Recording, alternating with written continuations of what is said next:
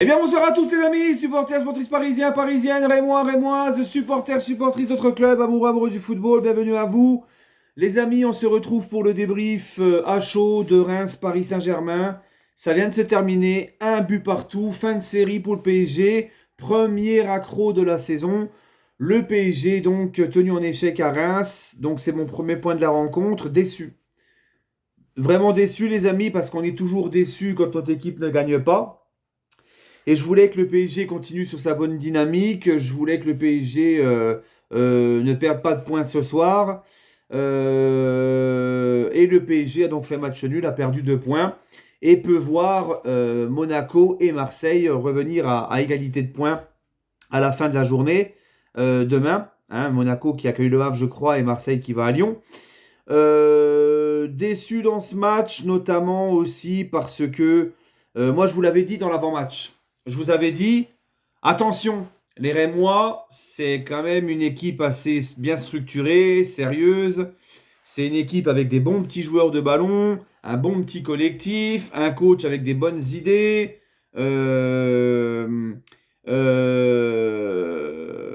Comment? Ils ont toute la semaine pour préparer le match.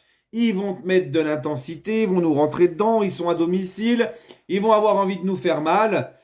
Et malgré le fait qu'ils ont joué bloc bas, c'est vrai, les Rémois, les gars, quand tu joues face à un bloc bas, je me le répéterai jamais assez, mais je le dis tout. J'ai l'impression de me répéter, c'est chiant. Quand tu joues face à un bloc bas, il faut mettre du rythme quand tu as le ballon. Il faut mettre du rythme, il faut essayer de jouer en 2, 3 touches maximum, en 1, 2 touches, 3 touches. Il faut mettre du rythme, de l'intensité. C'était trop mollasson quand on avait le ballon. Il y avait l'envie de presser, de récupérer vite le ballon. On n'a pas encaissé trop d'occasions non plus. C'est même si en début de match, le but à la 10e minute, défensivement, on n'y est pas. Hein, mais sinon, après, ça a été quand même. On n'a pas été trop mis en danger. Mais on n'a pas mis assez d'intensité quand on avait le ballon. On n'a pas été assez en mouvement. Et là, il y a un truc ce soir, il y a deux trucs pour moi qui me déplaisent au niveau de la compo. C'est que déjà, Luis Enrique nous a mis aujourd'hui un 3-4-3, hein, avec Désiré Doué en faux neuf. Il a tenté de faire jouer Désiré Doué en faux neuf.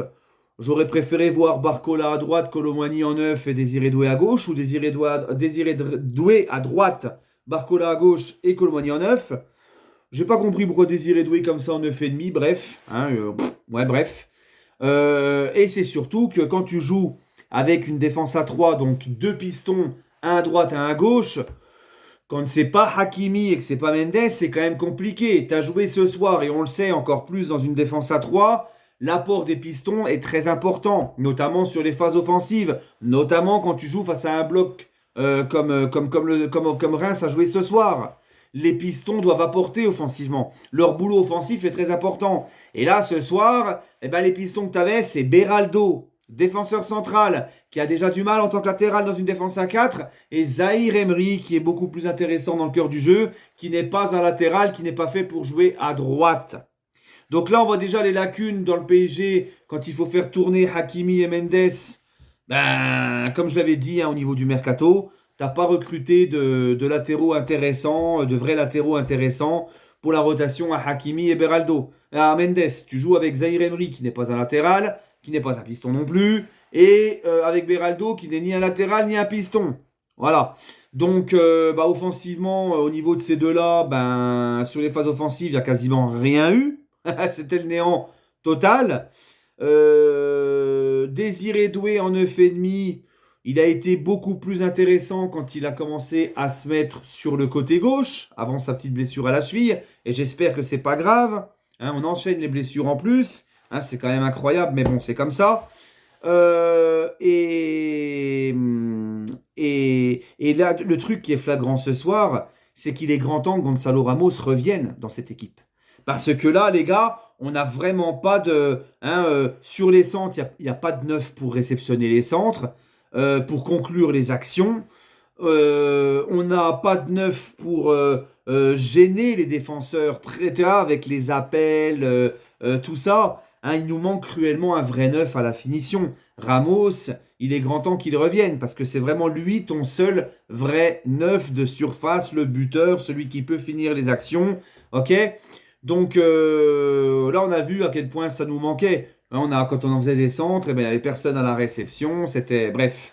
Et puis voilà, ben, j'ai quand même bien apprécié, on va dire, un PSG qui n'a malgré tout pas voulu perdre, un PSG qui a recollé au score sur un très bon centre de João Neves qui fait sa 5e passe décisive, il me semble, en championnat pour le 4e but de Dembélé qui enchaîne encore les buts en Ligue 1, même si cette semaine en Ligue des Champions il n'a pas marqué et on sentait que Dembélé cette semaine en Ligue des Champions contre Girone il voulait absolument marquer. Il a marqué ce soir, il a fait une bonne rentrée. Mais sinon, les gars, ça n'a pas été suffisant pour gagner face à Reims. Un Reims qui ne se découvre pas et qui joue en bloc. Voilà, qui joue en bloc équipe. Et ça, les gars, il va falloir se le mettre dans la tête. Les 3 quarts du temps en Ligue 1 cette saison, ça sera comme ça. Donc c'est à nos joueurs d'un petit peu plus mettre de rythme, d'essayer de mettre plus de mouvement quand on a la balle, de faire un peu plus d'appels, de courses, de plus passer par les côtés. Et on se rend compte que Hakimi, Mendes sur les côtés sont trop importants. Là ce soir, encore une fois, je me répète, mais ils sont pas là. Dans ce système en défense à 3, avec Zahir Emery, Beraldo en piston, il n'y a rien offensivement. C'est compliqué, tu vois. Donc voilà les gars, je suis quand même content oui, de João Neves, sa deuxième mi-temps notamment, où João Neves a su mettre du rythme, a su élever son niveau de jeu, a su récupérer beaucoup de ballons, a su faire encore une belle passe décisive. Bradley Barcola les gars, offensivement, depuis qu'il est revenu de l'équipe de France, offensivement, Bradley c'est compliqué, mais Bradley Barcola a quand même fait un très bon travail au niveau des courses et des efforts et pour le repli défensif, le pressing, tout ça. Il avait vraiment la dalle. Voilà, un PSG qui s'en sort avec ce un partout. Reims, il faut leur tirer un coup de chapeau quand même, hein, parce que Reims a montré des belles choses. Reims a quand même nous a bien bloqué. Reims nous a bien bloqué. Puis si tu fais le compte finalement, on n'a pas eu tant d'occasions que ça malgré la grosse possession de balle qu'on a eue. Et ils nous ont bloqué les espaces, ils ont tout donné derrière, ils nous ont laissé, voilà, ils nous ont laissé aucune chance. Ils ont été bien disciplinés, bien compacts derrière, le bon état d'esprit, tout ça. Écoute, bravo à Reims. Bravo à Reims, voilà. C'est une équipe qui avait déjà fait un bon résultat au Vélodrome, qui avait su bien contrer cette équipe de l'OM. Donc voilà les gars. Petite conclusion de la soirée, petite conclusion de la soirée, c'est que voilà, il nous manque vraiment un vrai neuf de surface, hein. Jouer sans Hakimi et Mendes, c'est compliqué et manque de rythme et d'intensité quand on a le ballon. Voilà. Et sinon, mes tops, mes flops. En top, je vais mettre João Neves pour sa passe décisive, sa deuxième mi-temps, où il a montré vraiment le tempo au milieu de terrain, où il était partout. Au niveau des autres tops, j'ai envie quand même de mettre Barcola pour ses efforts. Il a fait quand même pas mal d'efforts, récupéré beaucoup de ballons. J'avais beaucoup aimé le début de match de Colomani à droite, qui a montré des choses intéressantes. Ensuite, il s'est éteint au fur et à mesure de la partie. Donc en troisième top, qui est-ce que je pourrais mettre en troisième top, les amis? Franchement, un petit peu compliqué. Je sais pas si j'ai de troisième top en fait. Et en flop, en flop, les amis, je vais mettre Beraldo. Je vais mettre, Vitinha. Parce que Vitinha, les gars, tout ce qu'il nous montre depuis un certain temps, j'en attends beaucoup plus de Viti dans ce milieu de terrain. Ouais, c'est tout. Voilà, je pourrais, ouais, je sais pas. Franchement, je suis blasé, je sais même pas quoi dire en fait de ce match.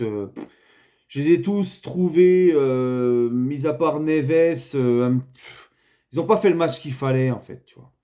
Donc ouais, après je peux mettre n'importe qui en troisième flop, hein. Peut-être Zahir Emery à droite. Moi, j'ai vraiment pas fan de Zahir Emery à droite. Et puis voilà, les gars.